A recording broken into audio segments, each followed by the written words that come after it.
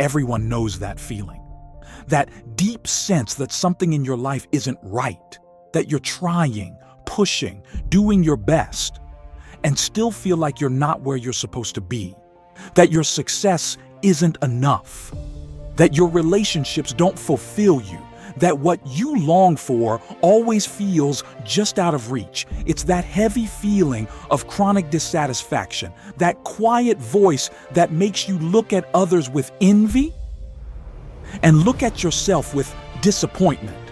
Advertising, pop culture, and everything you see on screens.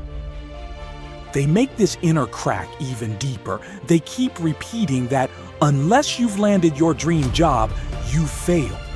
That you must be traveling, having extraordinary experiences all the time. That you must look perfect, be surrounded by love and attention, have it all, or else you're behind.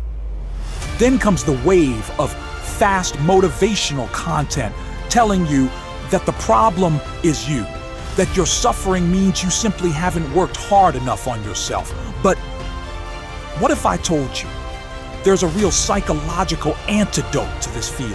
Something simple, yet backed by dozens of studies, something proven to impact mental health in powerful ways. It's called gratitude. Before you dismiss it, listen carefully, because what you're about to hear might reset your entire mindset. Gratitude isn't just a fleeting emotion. It's a biological system deeply wired into the human brain for thousands of years. It helped tribes survive. It built trust between people. When someone helped you, your brain responded with gratitude, pushing you to return the favor, to form bonds, to protect each other. Today, scientists consider it one of the most powerful tools for emotional regulation because it directly counters anxiety, comparison, and chronic negativity. In a single moment, gratitude can silence that inner chaos whispering, "I'm not enough." But how? When you practice gratitude, your brain activates its reward system, the same one triggered by success, love, and connection. It starts storing positive memories, recalling moments when someone supported you, when you overcame something difficult, or even tiny moments, a cup of coffee, a hug, a ray of sunlight. This isn't just emotional, it's biological. Gratitude lowers stress hormones and increases activity in brain areas responsible for empathy and connection. With time, you start to change. You become calmer, more open, less vulnerable to the poison of social comparison. You begin to feel that you are enough even if you're not perfect. But gratitude doesn't kill ambition. On the contrary, it strengthens you to pursue your goals from a place of inner stability, not desperation. According to dozens of studies, people who regularly practice gratitude sleep better, feel deeper inner joy, and show fewer symptoms of depression, addiction, and burnout. It's not about faking happiness. It's about shifting your lens to what you already have. Imagine this. You feel alone. You're convinced no one really cares. But in truth, there's someone out there who checks on you from time to time. Someone who pays attention to your little details. But your overwhelmed mind can't see them because it's too focused on what's missing. Gratitude turns your radar back on, so you start seeing what's present, not just what's absent. And then something changes. You start replying to those messages. You begin to reach out. You realize you're not as alone as you thought.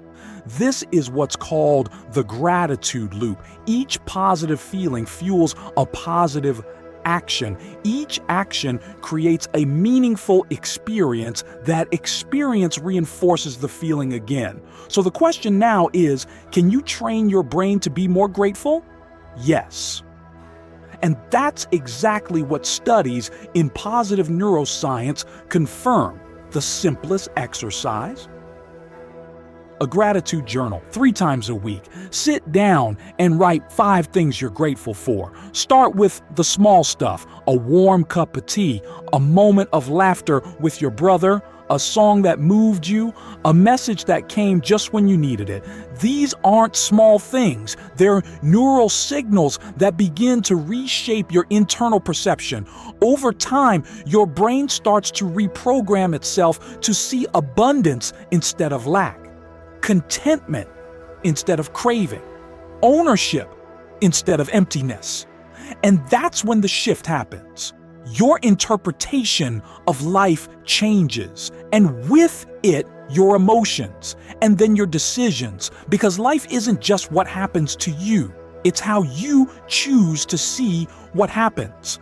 And perhaps the most powerful tool for that isn't achievement, it's gratitude.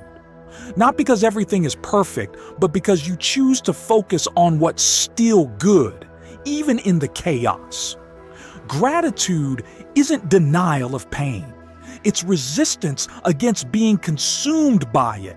In a world that tells you every day that you're not enough, that you're behind, broken, invisible, choose to see yourself as you are.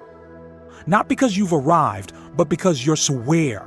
Not because you have everything, but because you're finally noticing what you do have. And by practicing that awareness, you build something that cannot be seen, but can always be felt: stillness. No external achievement will ever satisfy you until you learn to nourish that stillness first. Start here, with a pen, a piece of paper, and honesty. Write, "I am grateful for," and finish the sentence. Each time, again and again, you'll begin to realize you already have more than you thought. And sometimes that alone is enough to pull you back from the edge. Gratitude is not a luxury. It's a psychological immune system. Don't neglect it. Because sometimes light begins from within,